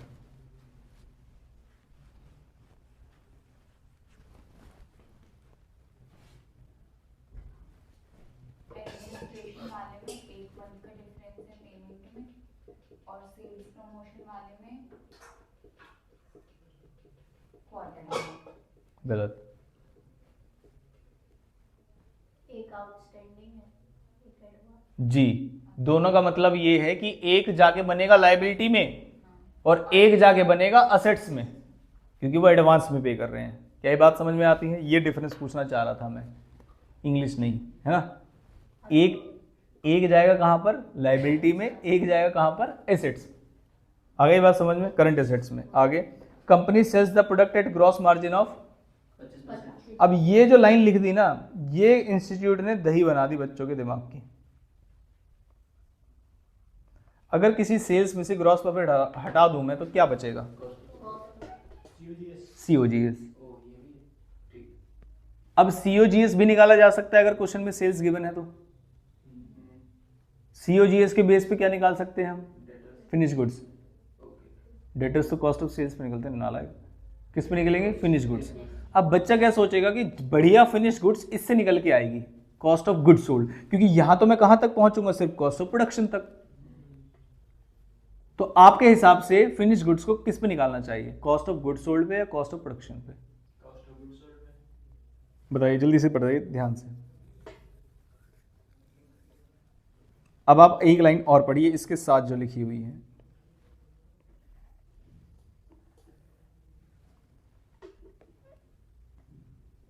देखो, ओपनिंग क्लोजिंग तो है नहीं हमारे पास, तो फिर डिफरेंस कहां से आएगा दोनों में?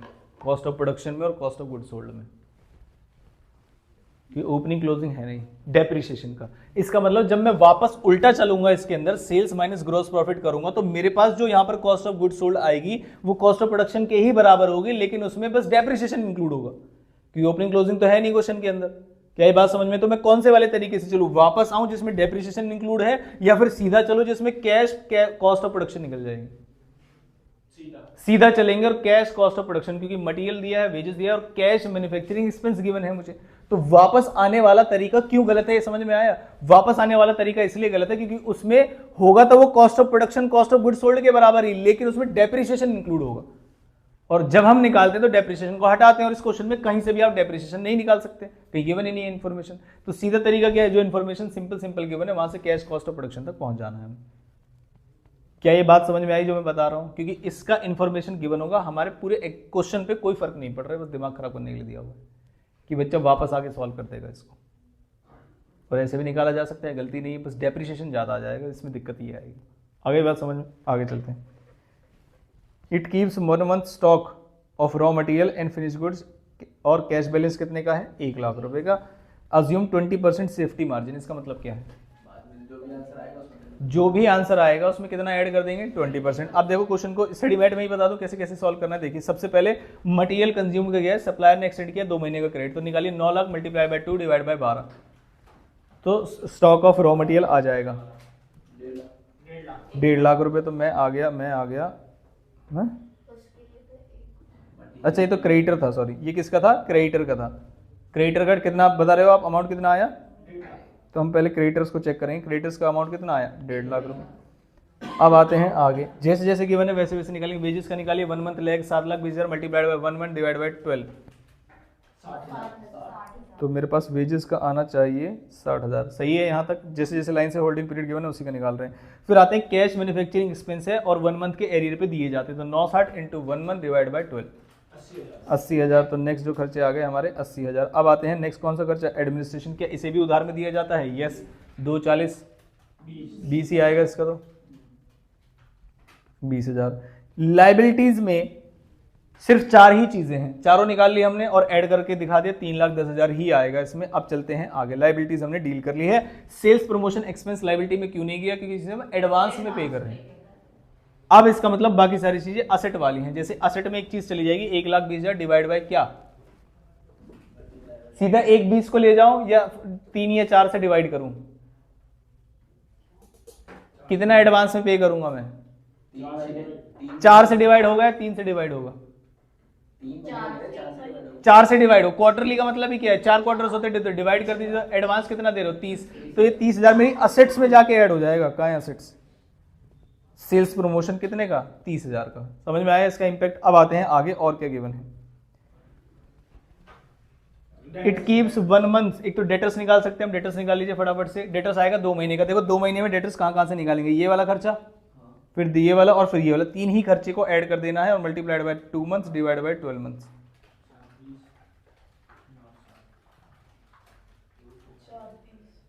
कितना? 4,30,000 ये मेरा फिनिश गुड्स का आना चाहिए। नहीं आ रहा। क्या क्या ऐड कर दिया हमने? मटेरियल, वेजेस और कैश मैन्युफैक्चरिंग एक्सपेंसेस 960।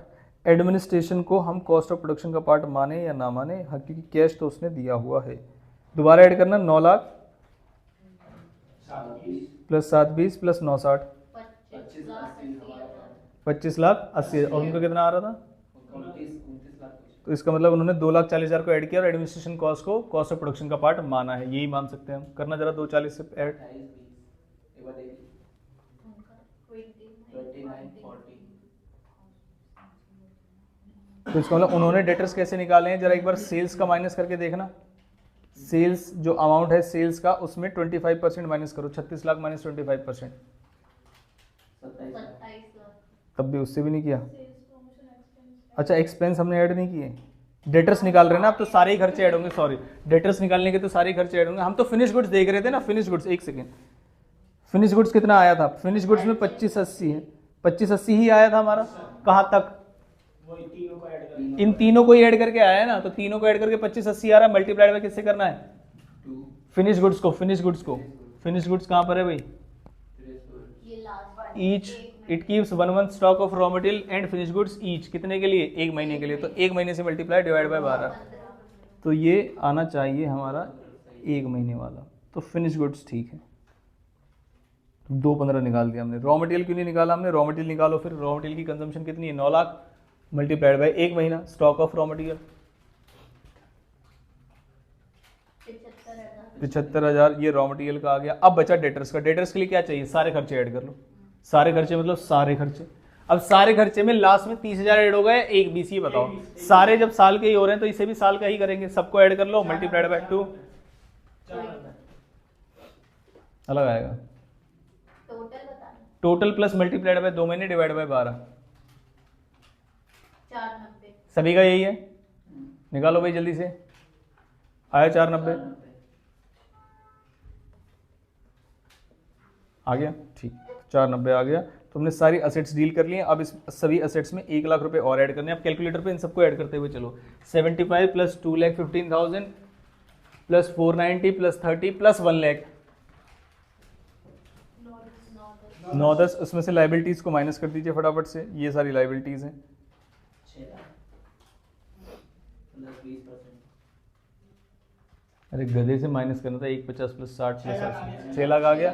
6 लाख पे प्लस 20% करना है आपको, तो 7,20,000 आपका आंसर आना चाहिए। 720। क्या ये जो क्वेश्चन में प्रेजेंट करते हैं इन्फॉर्मेशन किसी क्वेश्चन की स्टडी मैट के अंदर, क्या वो थोड़ी सी हटके होती है? Answer is yes. जैसे इस क्वेश्चन की प्रेजेंटेशन थोड़ी सी हटके।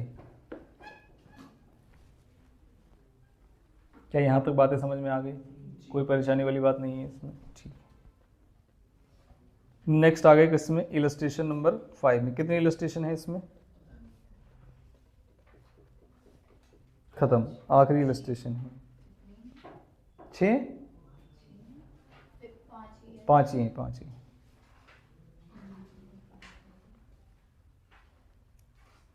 सेमरीन enterprise has been operating its manufacturing facilities till 31 March 2022 on a single shift.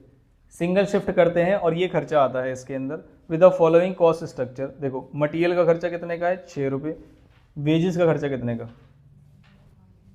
इधर इधर वेजेस का खर्चा कितने का? 5 जिसमें से 40% फिक्स है।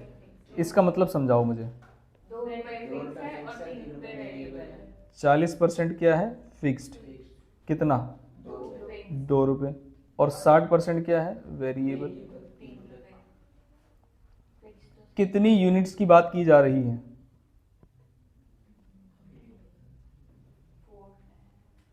क्या इसमें कितनी यूनिट्स बनी है वो बता सकते हैं आप?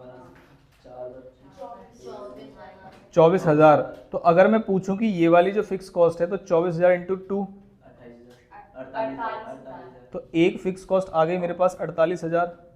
फिर आते हैं आगे। ये तो किसी भी लेवल पे सेम रहेगी ना, वेरिएबल ही तो बदलेगी बस, पर यूनिट सेम रहेगी। आगे नेक्स्ट पे चलते हैं। 80% फिक्स है ओवरहेड्स में, जल्दी से बताओ। 4 रुपये फिक्स। 4 80% फिक्स है और 20% वेरिएबल है। फिक्स का मतलब फिर से 4 रुपये और वेरिएबल का मतलब 1 रुपये। अब मैं फिर से करूँगा 24,000 इंटू कितना 4, कितना आ जाएगा 96। तो किसी भी लेवल की क्या मैं फिक्स कॉस्ट बता सकता हूँ?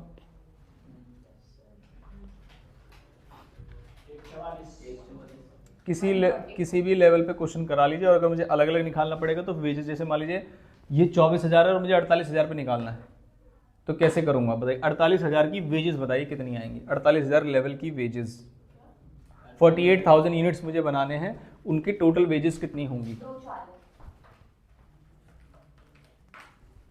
1 बार में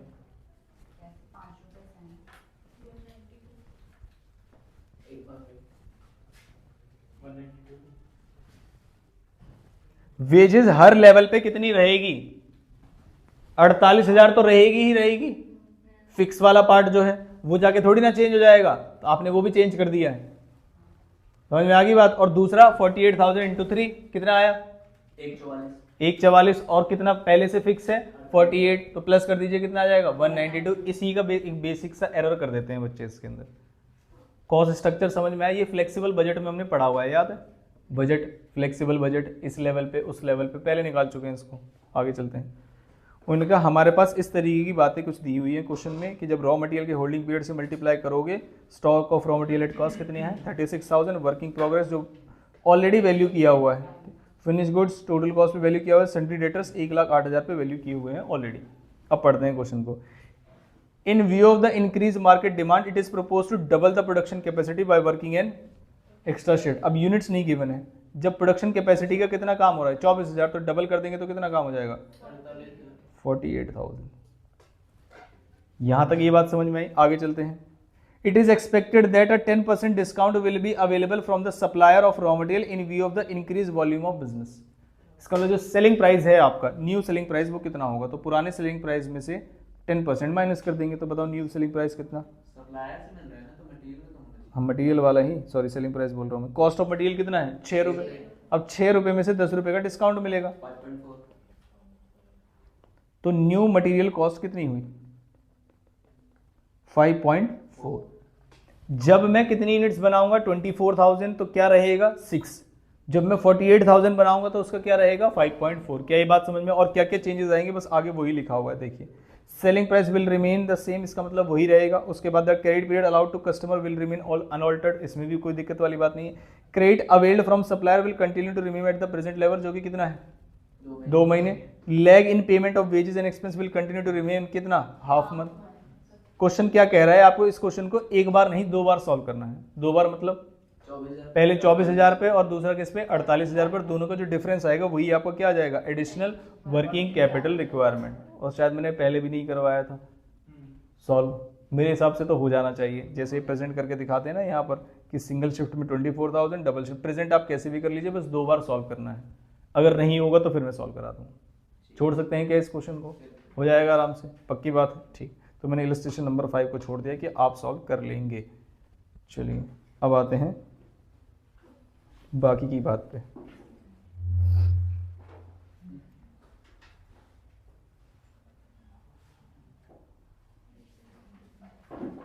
क्वेश्चन नंबर 4 पढ़िए जरा ध्यान से। आप बस हाँ करते जाएंगे कि हम कर लेंगे और मैं मार्क कराता जाऊंगा। अब मेरा कोई काम नहीं है, बड़े सिंपल सरल से क्वेश्चन डिस्कस कर रहे हैं, ठीक है। 1 जनवरी को managing director wants to know the amount of working capital that will be required during the year. चाहता है वो कि वर्किंग कैपिटल पता चल जाए फ्रॉम द फॉलोइंग इन्फॉर्मेशन। कितने यूनिट्स बनाने हैं मुझे?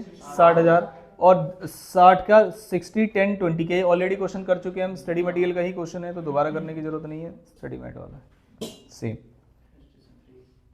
अब आ जाइए, the selling price per unit is computed as follows. उनका सेलिंग प्राइस निकालते समय इन चीजों को ऐड किया गया। देखिए, रॉ मटेरियल को ऐड किया गया, लेबर को ऐड किया गया। अगर मैं बोलूं फैक्ट्री ओवरहेड्स मेरे लिए काम के कितने हैं? 10।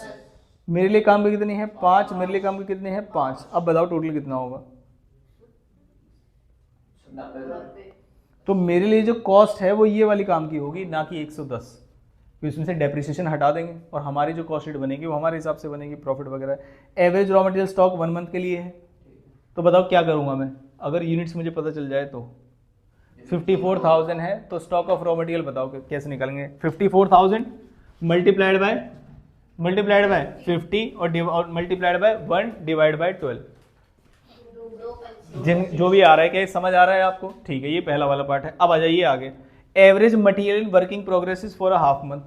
और अगर कुछ नहीं बोला गया तो पहले मैं आगे पढ़ लूँ, एवरेज लाइम लैग वगैरह, ठीक है। 25% सेल जो है कैश पे, कैश बैलेंस इतना है, कुछ नहीं लिखा गया उसके बारे में। बताइए WIP के बारे में फिर मैं क्या अज्यूम करूँ, 100, 50 और 50। तो मुझे WIP का बताइए, मुझे स्टॉक ऑफ WIP कितना आएगा, कैसे निकालेंगे और कितना आएगा स्टॉक ऑफ WIP, ऐसा अज्यूम करते हुए कि एडमिनिस्ट्रेशन एक्सपेंसेस कॉस्ट का पार्ट माना है आपने या नहीं माना है? नहीं, फैक्ट्री तक ही होगा ये तो फैक्ट्री तक ही निकालना है। कितना आएगा बताओ? 135। चलो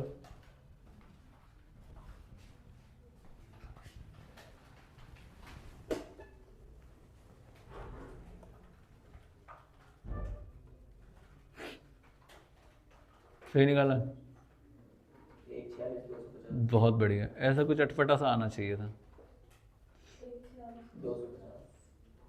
250 किसका? सबका? मेरा 146 कॉस्ट का मतलब 50 लिया, फिर सही है। वो मैंने 20 का ना, मैंने सिर्फ 10 ले लिया। समझा नहीं मैं। लेबर का लेबर का लिया है, मतलब तीसरा वाला पार्ट नहीं लिया, फैक्ट्री ओवरहेड्स नहीं लिया। तो आपको क्या करना चाहिए था? 50 और 20 लेना चाहिए था, 70। 50 और 20। तो 50 20 लेंगे तो कितना हो गया? 70। 10 20 का मतलब 10 10 ले लिया, हाफ करना है ना, 50% कर दिया। और फैक्ट्री ओवरहेड फाइन लेंगे। तो उसको 5 लेंगे। हाँ जो भी है। अच्छा आपने खाली एक बहुत जल्दी निकाल लिया फिर तो तुमने। मटेरियल भी लेंगे, लेबर भी लेंगे, फैक्ट्री ओवरहेड्स भी लेंगे। क्या ये बात समझ में आई? तो उसमें से 10 आएगा और वो पहले से 10 है तो कितना आएगा? 5। तो टोटल कितना आएगा? 15। 15 और 50 65 इंटू 54,000 और मल्टीप्लाइड बाय 0.5 डिवाइड बाय 12। ये दिखने में आसान लगते हैं लेकिन ये कॉमन सेंस की एरर बहुत कराते हैं। और ऐसे क्वेश्चन 2018 के टाइम में मैंने देखे थे आते हुए, 2018-19 के जो अटेम्प्ट थे।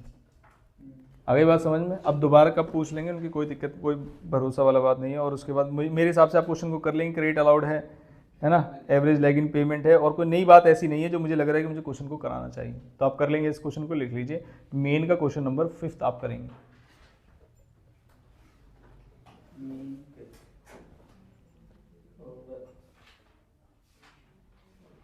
देखो ऐसा क्वेश्चन बच्चा चाहता है कि मुझे ऐसा क्वेश्चन मिलना चाहिए, जरा ध्यान से देखिए। रॉ मटेरियल, लेबर है, फैक्ट्री ओवरहेड है, और इस फैक्ट्री ओवरहेड के अंदर 18 रुपये का डेप्रिसिएशन भी है। तो हमारे किसी क्या कर लेंगे? 80 रुपये। क्या ये बात समझ में? और मेरी टोटल कॉस्ट कितनी आ जाएगी, जरा जल्दी से बताओ।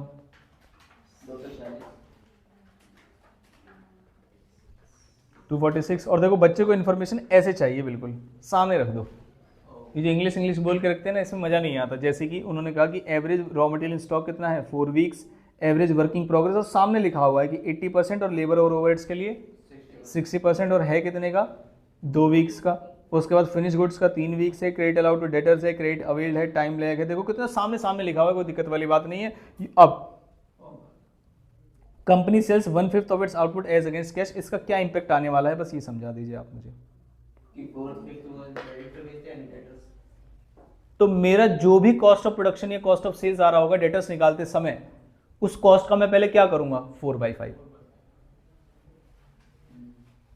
नहीं है ये बात समझ में? क्यों करूंगा पहले वो समझ लीजिए। जैसे मान लीजिए मैंने कहा 50,000 या 5 लाख का खर्चा आ रहा है, 5 लाख मेरी कॉस्ट ऑफ सेल्स आ गई। अब उन्होंने कहा कुछ सेल आप करते हैं कैश पे, तो कितनी सेल आप करते हैं कैश पे? 1/5। क्या उसके लिए भी मैं मार्केट में जाऊं पैसे मांगने, और पैसे वो तुरंत मिल जाएंगे मुझे? वो तो तुरंत मिल जाएंगे। तो पैसे मांगने किसके लिए जाऊंगा? 4/5 के लिए। तो कॉस्ट ऑफ सेल 5 लाख को मल्टीप्लाई करेंगे आप 4 डिवाइड बाय 5, तो 4 लाख आ गया। अब उस 4 लाख को होल्डिंग पीरियड से मल्टीप्लाई करेंगे। समझ में आया क्यों करना है? क्योंकि आपको कैश सेल के लिए पैसा अरेंज नहीं करने की जरूरत होती। समझ में आई ये वाली बात? यहाँ इसमें गलती हो सकती है और इसमें कोई भी गलती वाली बात नहीं है। 78,000 पे पूछे, लिखिए होमवर्क। Question number 6। ये बिल्कुल ऐसा क्वेश्चन है जैसा कि स्टडीमेट में था, हूबहू क्वेश्चन है 7 जैसा अभी क्वेश्चन नंबर स्टडीमेट का 4th किया था, लेकिन इसमें फिगर्स अलग है, तो करिएगा और एक बार आपस में आंसर को मैच करिएगा। बिल्कुल question number study material 4th जैसा है, ठीक है, जिसमें सेल्स वगैरह की बनती है। थोड़ा प्रैक्टिस भी करना है इससे कि क्या आंसर वही आ रहा है। हाँ जी, paid as above administration expense 1 month earlier. यही वाला ना। पेड एज अबव का मतलब होता है ऊपर वाला, यानी 1 मंथ में। अब लिखने का तरीका है वो कैसे भी दे सकते हैं। क्वार्टरली इन एडवांस का मतलब समझ में आ गया, ठीक।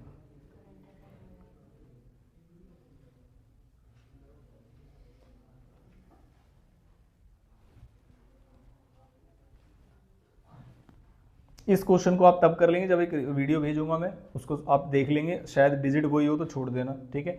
WIP वाला कंसेप्ट होगा इसमें, WIP यूनिट्स वाला कंसेप्ट है इसमें। जब उस वीडियो को देख लेंगे आप तब इसको ट्राई करेंगे, ठीक है। क्वेश्चन नंबर 9 को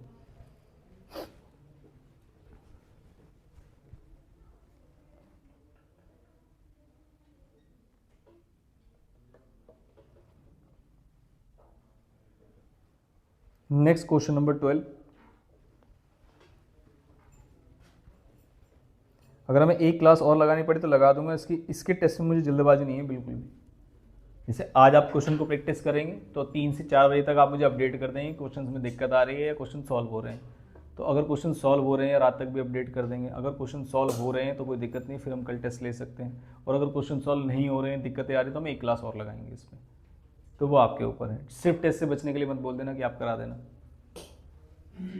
जेन्युइनली अगर क्वेश्चन सॉल्व हो रहे हैं तो फिर कल टेस्ट लेंगे, अदरवाइज कल फिर एक और क्लास लेंगे इसकी, तब टेस्ट लेंगे इसका, ठीक है।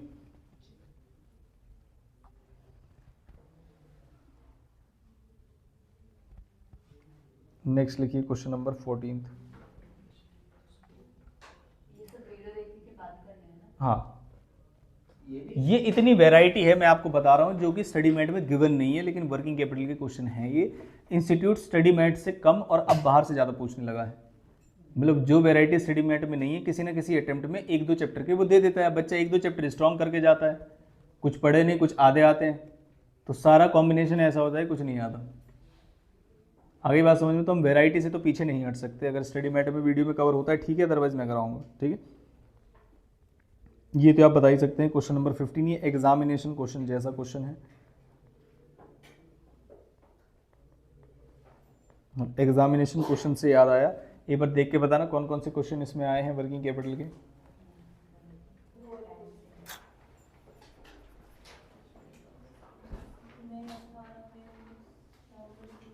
उसमें सबके लिखे होंगे ना, डेटास मैनेजमेंट वगैरह के सबके लिखे होंगे उसके अंदर, इसी चैप्टर के हैं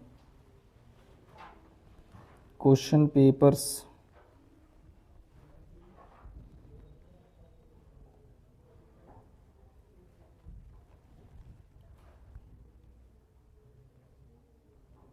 बताना कौन कौन से में। मई 18 में क्वेश्चन नंबर 5। एक ये क्वेश्चन आया और कितने नंबर का आया था, 10 नंबर का। हालांकि वो समय कुछ और थे, है ना। और कहाँ पे है, मई 19 में, एक अटेम्प्ट के बाद एक, है ना। इस लाइन, ये लाइन मुझे बहुत अच्छी लगी थी, आप ज़रा पढ़ के मुझे इसका इम्पैक्ट बताएंगे क्या होगा। Line number 8।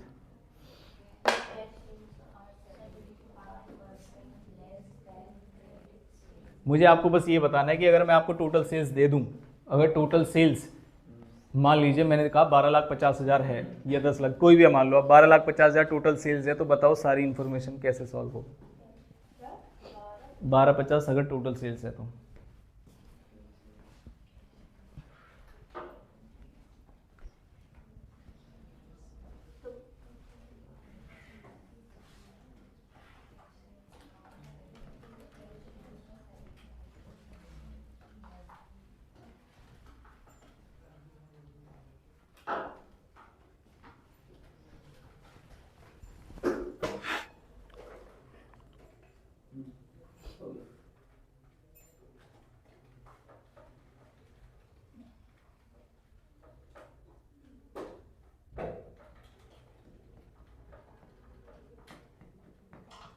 आकृति बताएंगे सबसे पहले।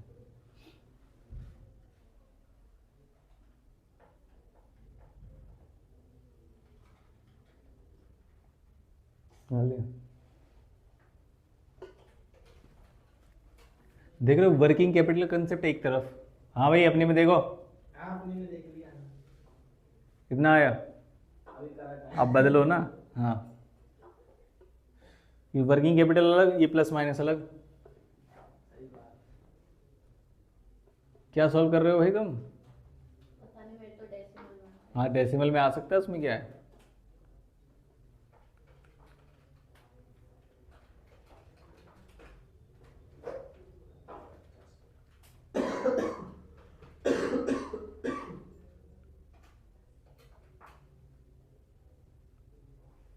आ गया आ गया, बताओ डेसिमल।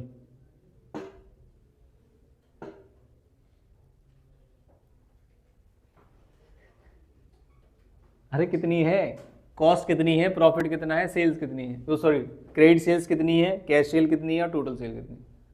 टोटल से साथ में बता मुझे दें। 12 बचा। हाँ कैश और क्रेडिट सेल बता दीजिए।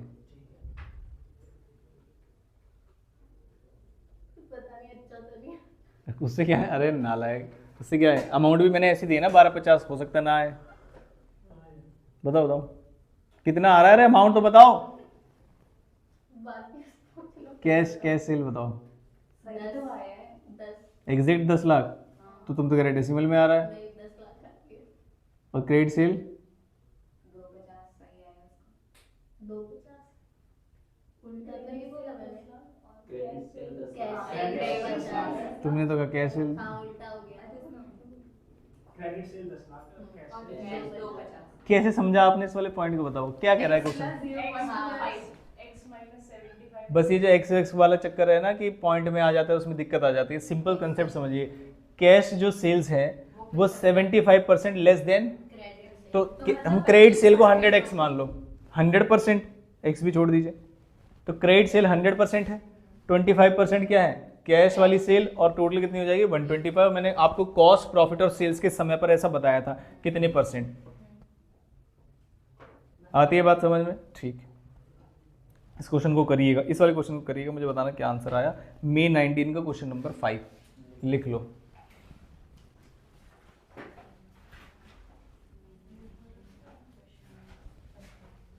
क्या चीज, उसके बाद कौन सा क्वेश्चन है, नवंबर 20, कौन सा क्वेश्चन, वो मैं बिल्कुल नहीं बोल रहा, मुझे तो टेस्ट लेना है। इंस्टीट्यूट में भांति भांति प्रकार के क्वेश्चन है, मैंने जो बोला है करना है वो तो करना ही है, बाकी आपकी श्रद्धा है, मैं टेस्ट कहीं से तो दूंगा। हाँ बताइए। इसमें स्माइल इसलिए बनी हुई कि जो बच्चे अच्छे कर्म करते हैं उनके पेपर में ऐसे क्वेश्चन आते हैं। देखो सेल्स, रॉ मटेरियल, लेबर वगैरह सब दिया हुआ है उसके, और बिल्कुल लाइन से होल्डिंग पीरियड्स गिवन है, और बोला है वर्किंग कैपिटल निकालिए। जिनके कर्म अच्छे होते हैं बस उन्हीं के पेपर में ऐसे क्वेश्चन दिखाई देते हैं। तो वैसे ही पास ही है। आगे बात समझ में, प्रैक्टिस के लिए करना चाहो तो इस क्वेश्चन को कर सकते हो। हालांकि इस लाइन, ये लाइन बहुत अच्छी लगी मुझे, जिसने काफ़ी बच्चों को क्वेश्चन गलत कराया है। तो फिर कर्म अच्छे कैसे हुए? हाँ अच्छे हैं, अगर कॉमन सेंस लेके गया होगा तो। पीके लिमिटेड में sells goods at cost plus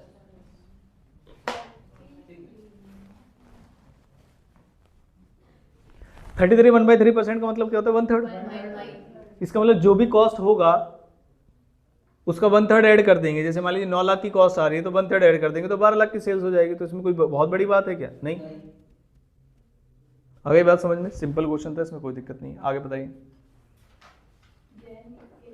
Jain 21, इसका मतलब बैक टू बैक अटेम्प्ट्स में नहीं आ रहे। पहले एक चीज समझ पा रहे हैं आप, यानी कि बैक टू बैक अटेम्प्ट्स में जो नहीं है, इसका मतलब वर्किंग कैपिटल की जगह या तो वो कैश मैनेजमेंट दे रहे हैं या वो डेटर्स मैनेजमेंट दे रहे हैं। ज्यादातर डेटर्स मैनेजमेंट आता है वर्किंग कैपिटल के बाद, जो ज्यादा इंपॉर्टेंट होता है। आगे बात समझ में, बताइए कौन सा, फर्स्ट का डी पार्ट, यही वाला खुला हुआ है, यही ऐसा क्वेश्चन है जो मैंने मार्क किया था आपका डेज वाला प्लस माइनस करने वाला, ठीक है। और नीचे रिक्वायरमेंट भी है इसमें, उस वाले क्वेश्चन में भी मैंने ऐसे ही मार्क किया था कि कर लोगे तो समझ में आ जाएगा।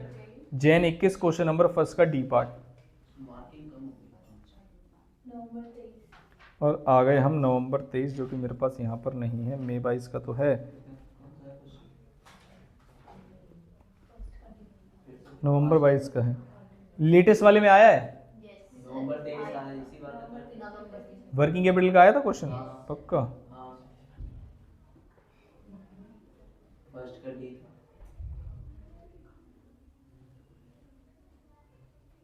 यही था क्या? नवंबर 22 है। नवंबर 23। कौन सा क्वेश्चन था? फर्स्ट का डी, फर्स्ट का डी पार्ट। प्रैक्टिकल 10 से अच्छा लिखा अरे नालायक, फर्स्ट का डी पार्ट तो लीवरेज का है। ये तो मई पार्ट रही। देखना है। हाँ मई 23 नहीं है। एक पार्ट देखना है। एक सेकंड, 2023 लिखा है ना मैंने, कौन सा है ये तो पता ही नहीं। मई वाला है सही है। हाँ ये मई वाला होगा।